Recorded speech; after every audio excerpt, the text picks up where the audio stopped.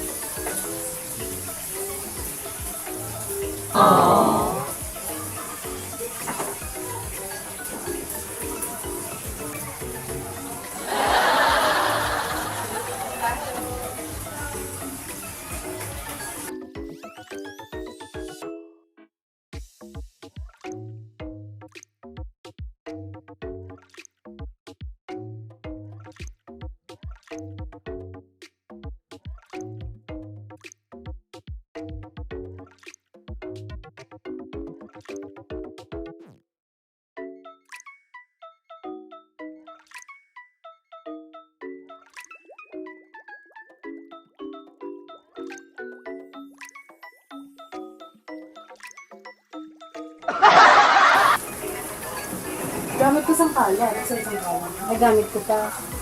Dali lang.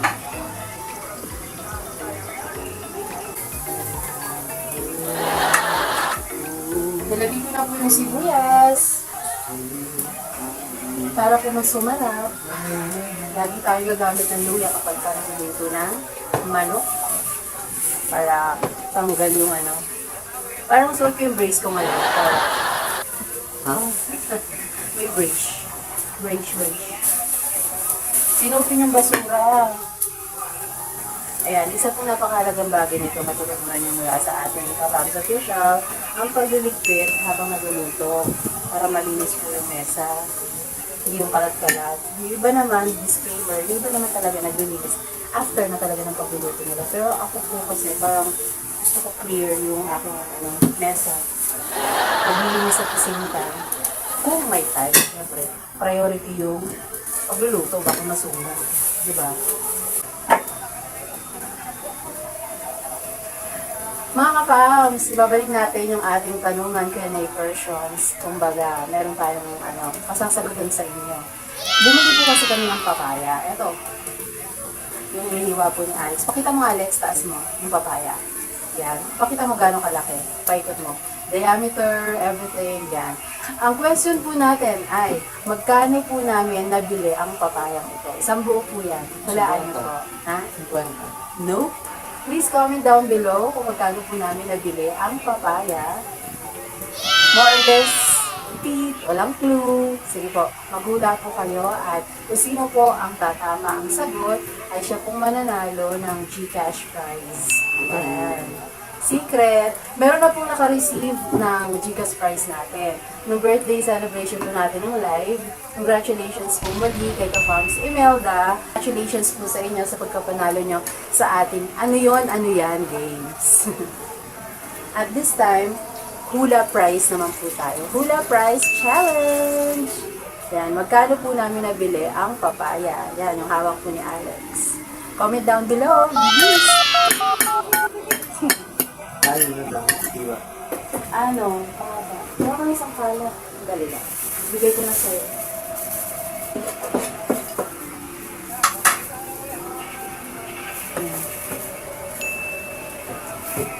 Anong klaseng pahaba? Hatiin mo muna dito sa kalahati. Tapos, Nagkasampulan kita. Asan? Ay, itong kalahati. Siyempre, ito ang pinaka-safe yung flat. Ulit kapatayo mo siya. Kaya na. Pag nahiwa na siya, ay walang buto. Amazing. O, yan ang gagawin mo dito. Parang sa ganyan. Pag nahiwa na, dito naman sa kabila. Medyo tanggalin mo to. Wala ka naman tanggalin. Kutsara na lang ba? Yun nga, durog na. Pag nahiwa mo na yung pareho, ay walis na.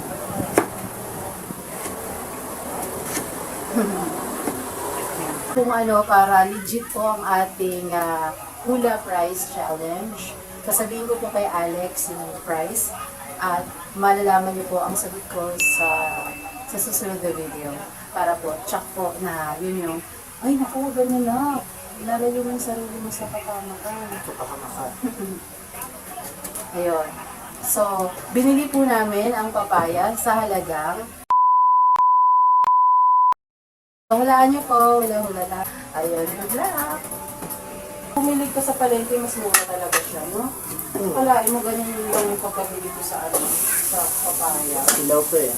Oo, pero diba, ang mura niya. Kung dito ka lang sa baba bumili, sa Peace 5 ako napakamahal niya. What?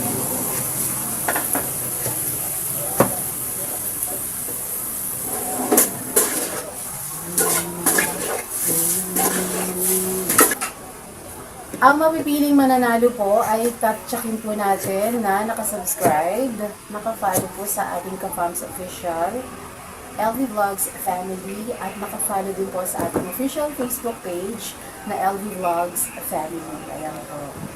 Yan. Tapos comment down below kung ano po yung sagot ninyo at kami po ay pipili kung sino po ang pinakaunang sumagot. Yan.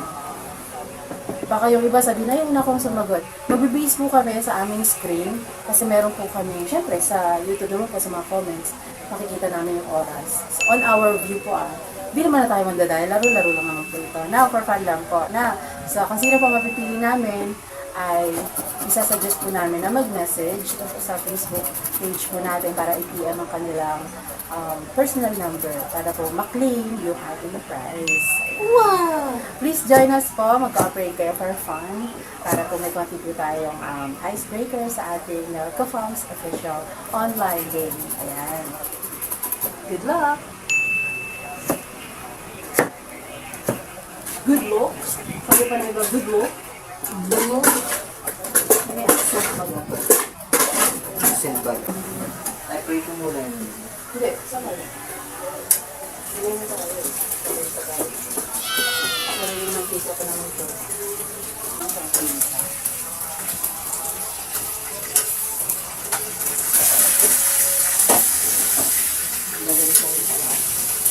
Yung pala, binigit mo.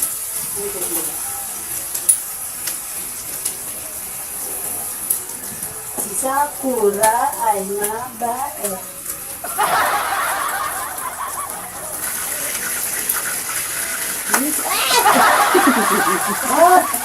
Takot talaga ako sa pagpiprito eh. Pagpiprito, si Papa mo talaga maharap dyan. Sabi ko, busy ako. Busy ako. Nga po pala, please bear with us sa camera po ay mobile po itong gamit namin. Kasi po yung GoPro ay gamit naman po ni Love. Nasa labas po siya ngayon at nag-vlog din po. Nag-scout at meron po siyang mission. Ano mo mag-color correction? Sa buka? Hindi, sa video. Hindi. Free ba yun?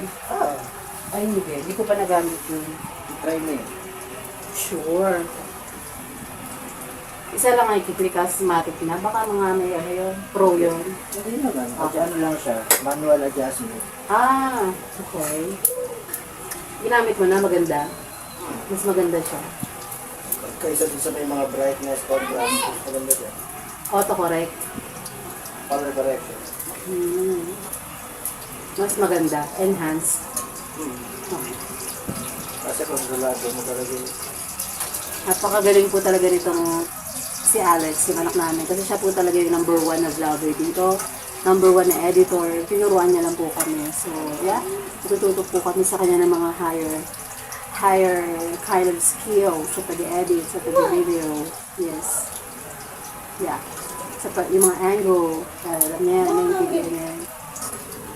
Which is good kasi siya po ay computer engineer kinukuha. So, it's really about computer in any aspects, so on and so forth. Cherise. So yun, chill-chill lang po tayo at maging masaya lang po tayo sa ating ka-Fox official. Gusto malaman, magkaroon ng update ang ating mga ka-Fox. Nag-start na ba yung klase nyo? Or tuwing kailan ang pasok mo? Yan. Sige, balitaan mo sila, mag-update ka ng konti lang. Updates. Ikaw sabi ko sila ka-Fox. Diba mga ka-Fox? Magsisimula ang klase Tuesday, August 27, Monday to Friday. Pero, pinag-isipan po ng school na lagyan ng Sabado at Linggo ang mga classes. Grabe. Pero hindi pa naman official yun. Most likely. And then, anong oras ng pasok mo from? Iba-iba kasi yung schedule eh. Yes, Pero but sa most likely. first day, 8 a.m. Tapos ang uwian, 8 p.m. Wow, talaga. Pero minsan, sa ibang sa ibang days, may nakita ako, 1 yung simula, tapos 5 yung matatapos. Ay, nice. Anong araw kaya yan? So far. Thursday. That's nice. Para sa sa church. Ikaw tayo to church. Tapos PE Friday. Yun lang. Okay. Pila, on Friday? That's nice. Kasi super pagod naman, di ba? Well, ilang oras yung PE nyo? 2 oras sa Okay. Super pagod nun. Parang nakakapanginayang, no? Pumunta ka sa PE, tapos uwi na naman. But then, naman din kasi, yung PE naman kasi hindi naman puro physical activities yun. Yeah. More on literature nga ang halos ng PE na yun. I don't know. How to do this. How to do this? Para may application. Minsan, mga practical exams. Yun.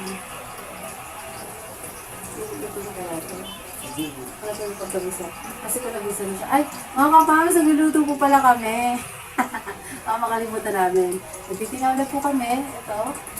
Saan na ba yun? Ito. Tapos ito po ay ang prito. Ayan. Check natin po. Okay na siya. Sunod na. Kung yung isa pa, kasi parang may After what? Ito. Baka goods na. Yun, goods na. Goods. Parang malagyan mo dito. So yun, sana nag-enjoy po kayo sa aming ginagawa. Balikan po namin kayo at sana luto na po itong aming tinolang manok at fried chicken. This is for you, mga ka-Fox. How are you? Yes. Manananghali tayo ng masarap at special kasi nandito po si Alex. See you later. Ayan, napakasarap naman ng luto ni Alex. Yes. Zara.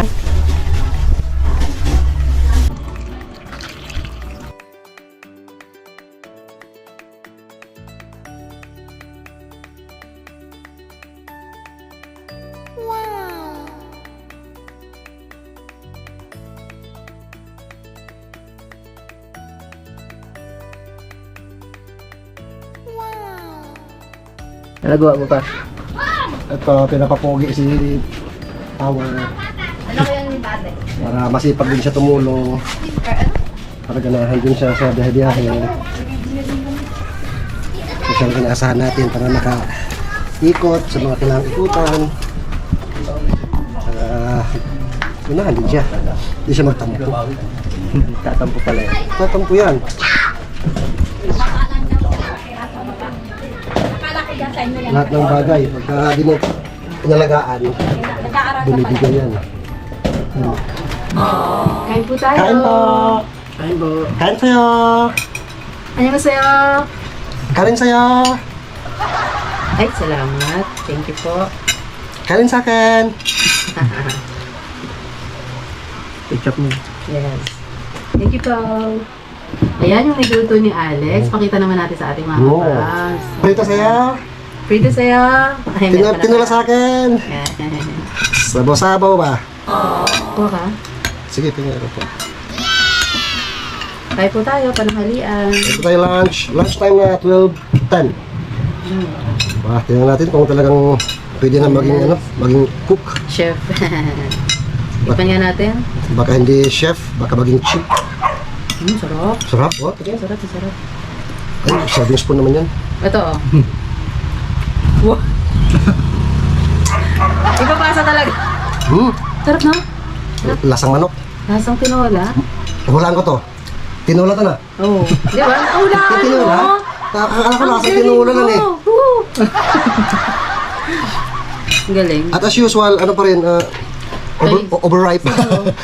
Overripe yung manok. Halos sumiwalay lang sa buto.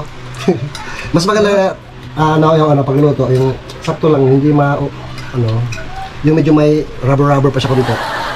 Hindi yan hindi yung tulad ng parang maging corned beef na hiwalay lang sa buto. Kain po, kain po. Kain pa. Pakpak saya.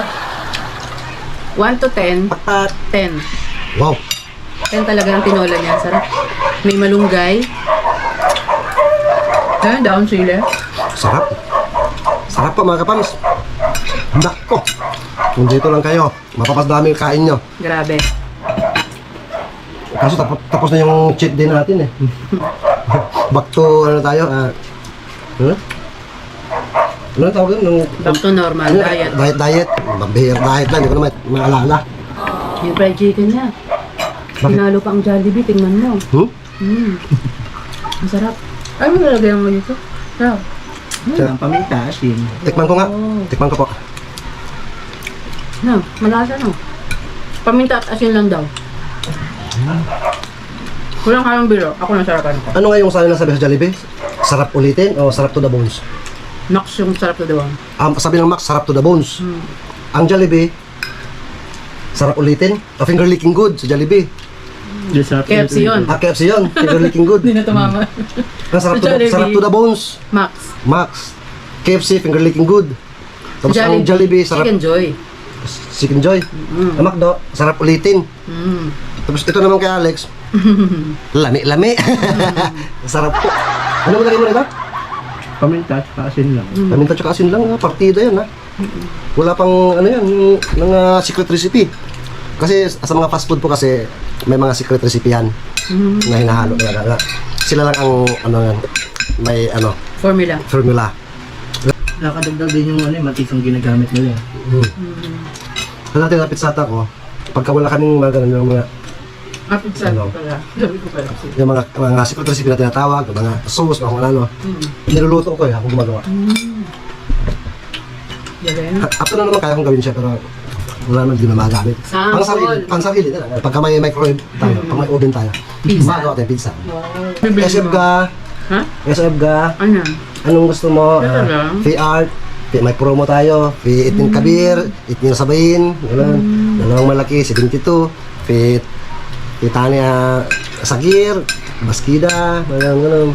Shoot to binakil. Tapos pagka naka-order na siya, Ashitani, Ashitani, fika man patatas, mungkin ibga, alam Mia. Mia Mia? Mia, Masya Allah, Mia. Mash. Yalla ya shabab. Yeah. Mia Mia. Mia. Tamam. Nung una ako doon, first day, second day, papasounds pa ako eh. Cellphone ko, papasounds, pang English. Nagagalit yung ibang customer. Maingay daw, maingay. Hindi na sa sounds. Bawal pala yun sa kanila, yung music. Dahan-dahan natutunan ko. Ikaw na makaibigan mo customer. Siyempre, di ba iwas yung pagkakaibigan mo customer? Pwede may tip yan. May mga tip. May mga tip. Di ba iwas yung mga kaibigan mo customer? Bigyan mo lang, isang patatas ang in-order. Sabihin mo sa service, bigyan mo dalawa. Dalawa, isa lang mo. Ikaw, Toy, naisip mo ba mag-work sa Abroad. fast food? Kahit dyan muna tayo sa fast food. Fast food? Jollibee, mga ganyan fast food dyan, McDo. Matututo ka na mabilis kilos dyan. Mabilisan nila kilos dyan. Naisip mo ba, sumagi ba sa isip mo na pumasok doon? Nung mag-grade 12 pa lang ako, sisimula pa lang. Parang gusto kong subukan. Okay. With your classmate, nag-usap-usap kaya? Eh ngayon, Kaso, di ba naisipan ngayon? Yung may opportunity naman, pwede. Pero kung may mas maganda namang work, na Yeah. pwede ba ipagsabay sa schooling? Yeah. Still gagawin. Kung sa ganda lang, maaaring mas maganda. Pero ang problema yung oras. Nakakainin. yes. Pero kaya naman, no? Kung sakali, pagsabayin yung ano, kung sakali lang naman. Pag nakita mo na yung schedule mo, yung mga subject mo, Doon ka makaka-decide. hindi mo ka lang makakapag-decide, makakapag-adjust kung anong araw ka pwede. Meron naman na part-time lang. Yes. Pero sa totoo lang, ako personally, gusto ko mag-focus ka sa pag-aaral mo. Oo naman, iba pa rin yung nakafocus sa pag-aaral. Mahirap din kasi, papagalin mo yung katawan mo, isip mo, masyado nang ano, makakompromise yung pag-aaral, yung ano natin na. Tsaka may time na ano, kung baka habang ka mag-examination, pukpukan yan. Talagang basahan ng basa, basa ng basa. Western Civilization, di ko na babanggitin ng pangalan na po. Sabihin niya ngayon, halimbawa, sa Lunes, sa Monday, magkakaroon tayo ng short quiz, 10 items, chapter 1 to 10, na gano'n. Hindi niya sabihin kung anong libro yon. Bahala ka mag-aral, lahat ng klase ng libro na ano, Western Civilizations, pag-aralan mo yon. 1 to 10 lang yun, ha? Kaya mga grades doon, 3, tsaka 3 na may bilog, tsaka 5. Yun lang ang mga grades doon sa kanya. Ito nung kapam, si Alex po kasi magsimula ng klase. Kailan pa simula? Tuesday, 27. Ano petsa na ba ngayon? 24. Ngayon Tuesday na mismo? Yes. Tuesday. Lah! Pagbalik, pasok na agad. Mga kapams, magsimula na po si Alex ng klase. Good luck kay Alex. Good luck. Kaya mo yan, basta unang araw niyan, ano yan eh, magpapakilala pa, di ba? Ano lang, kuya lang, good vibes lang, isipin mo na, ako ang nakatayo rito, ako ang may karapatan magsalita, makikinig lang kayo sa akin, ako ang bida. Ganun lang, ako po si Alex Ramirez, may edad na 20 years old, and 4 months, and 3 minutes, and 3 seconds, ganun, mga ano lang. Bilang na bilang. Oo, kulit-kulitin mo lang para hindi ka kabahan. Ako po yung taga, dyan lang sa malapit, sa Bulacan Street. Kung galing po rito, sasakay po kayo ng tricycle, palabas din sa labasan, sakay kayo ng jeep. Ganun, makikita nyo po yung, yung gate namin. Pagpasok nyo, makikita unang-una sa lubong sa inyo, pusa. Ganun lang para, yan mo, magiging kaibigan mo at kagad yung mga classmate mo niyan. Nakakatawa naman. May mga mangyayari pa dyan na pakakantahin kayo ng klase. Depende sa per subject kasi yan eh, may kanya-kanyang literature ba yan, mga kanta-kanta. Basta depende sa professor kasi yan eh. Ako noon, pinakanta ko, kinanta ko yung Sa Silong ni Kaka eh. Sa Silong ni Kaka. Makulit kasi ako ng mga kapams. Kaya sabi na yung teacher. Di ba tahimik ka nun? Tahimik ako, pero pagkadating sa klase kasi, go ako, kahit saan basta may activity, go ako. Napansin nyo naman kahit sa ka-business nga eh, di ba? Solo vlog challenge, una talaga ako, kahit mahihain ako, kahit wala akong alam sa pagbablog, una ako. Nung nagpalaro si Boss Dave, una na pa rin ako, basta una talaga ako, na hindi ako maano basta sa ganyan, challenge. Gustong gusto ko yan. I love challenges. I don't have problems anyway, only challenges. Tapos? Pagkatapos ko kumanta, sabi ng professor namin talaga, guys, huwag naman yung kumanta ng mga ganyan mga kanta. Sinundan ng classmate ko, si Solomon, ewan ko, wala asa lang yun ngayon. Si Solomon ang apelido niya eh, kilanta yung Tabo. Sana yun, nag-college muna kasi ako mga sa Mindanao State University sa General Santos City. Naka 2 years ako doon bago ako lumipat ng Quezon City sa New Era. Tapos kanta yung Tabo. Ano ba yung Tabo na yun? Basta, ano yun dati? Ako'y isang kasangkapan na ginagamit sa loob ng bahay. Ako'y ang tabo, sa tingin ay hamak lamang. Ngunit siyang katapat ng dalaga sa batalan. Kaya lang yung kantang yun. Tawanan lang. Tawanan talaga. Makulit lang. Kailangan kasi makulit ka lang sa college eh. Tsaka marunong kang makisama sa mga classmate mo, sa professor mo. Para, kasi yan ang simula ng totoong buhay. Diyan na, Ikaw, Toy, nung mga high school days mo, makulit ka din. Paano pag ba lumipas na? Di ba may ka? Sabi mo, after 2 weeks, lumalabas na yung kakulitan mo, gano'n? Siguro. Tapos? Nakikihalubilo lang ako. Kasi palipat-lipat ako ng school. Okay. yun Kaya lang. wala akong masyadong naging kaibigan talaga. Ang pinaka the best na maging ano mo sa pag nag-aaral ka sa college, maging ano ka, wide reader. I-absorb mo sa sarili mo na gustong-gusto mong magbasa. Kailangan magbasa ka na magbasa. Gawin mo siyang libangan, hobby, yung pagbabasa. Ako nga dati nung college ako dito sa New Era, sa Quezon City, di ba? Laging ano ka rin yung nagsulat ng poems. Magaling, English pa nga eh. Ang dami ang ginagawa mga poems natin. In your eyes. Ang dami, laging libangan rin paggawa-gawa nun. Ang dami, isang notebook yun, puro... Actually, sa kanya ako na-inspire na gumawa din ng mga tula, ng mga poems in English. Kasi marang Tagalog ako. Magiging ano mo yun pagka alam mo yun gusto mong mag ano mo yung paggawa ng tula English poems magiging ano mo yun ano yun tawag doon magiging pundasyon mo yun para maging wide reader ka eh. At yun ang kaganda pag wide reader ka, kailangan mo sa pag-aaral kasi mag-aaral ka. Tsaka magiging malikot yung utak mo. Yes. Ultimo malilit na bagay maggagawa mo ng istorya eh magkakaroon ka ng mga idea ultimo yan ganyan langgam naglalakad gagawin mo ng istorya yan ngayon gagawin mo ng istorya Nanahimik na lang. diba? Ganun lang magiging malikot yung utak mo. Kailangan mo sa pag-aaral yan eh. Para mahasa yung utak mo. At saka yung, dahil ginawa mo na siyang hobby, sisipagin kang magbasa. Magbabasa ka Kasi talaga yung mga magbabasa. subject na nakakatamad, pero dahil nakasanayan at naging hobby mo na, Kasi yung utak talaga, totoo, pumupuro lang utak. Pag matagal mo siyang hindi nagagamit, hindi mo, abutin mo yung, hangganan ng utak mo, yung kakayahan niya, ilusugan mo pa yun, huwag kang hanggang saan ang utak mo. Hanggang sa pag-aral mo kung paano yung maging, pictographic mo yung memory. maganda Yung yun. ba ang pinipicture lang, pagbukas mo ng page na gano'n, pipicturean mo lang yung page kung ano mga nakasulat, first paragraph, second paragraph, tapos kabila, ano mga nakasulat, anong page yan, mga gano'n. According Picture. sa pag-aaral, ito, Napag-aaralan yan. according sa pag-aaral, yung pictographic memory is good enough para sa memorization lang. Pero, in the long run, mas maganda talagang nagbabasa ka. Basahin mo siya, siyempre basahin mo Kasi siya. nakaka-boost ng memory. Kasi ang tao habang tumatanda, nagkakaroon ng memory gap. Yung pagbabasa, Kalimot. yun ang nakakahasa ng utak, yung pagbabasa. Yes. Magbasa ka talaga word for Yung, word. kahit matibili pictographic memory na tawag, basahin mo pa rin, basahin mo siya lahat. Yes. Saka mo siya picturean ngayon. Picturean mo yung page. Ano ba nakasulat Wow, mo? paano yan? At totoo yan mga kapam sa pictographic na memory na de-develop yan. Lahat naman tayo mayroon yan.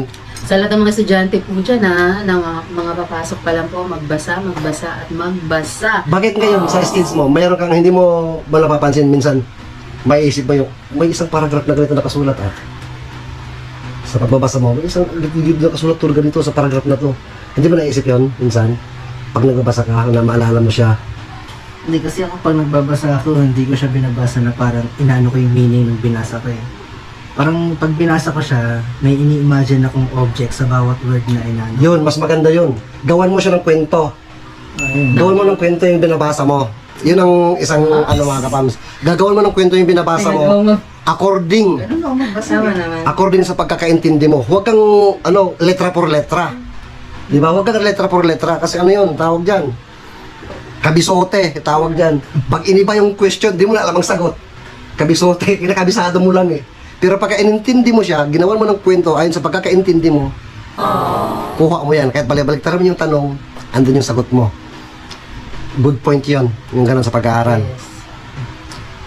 Gayahin mo si Papa, wide reader. Gayahin mo si Papa.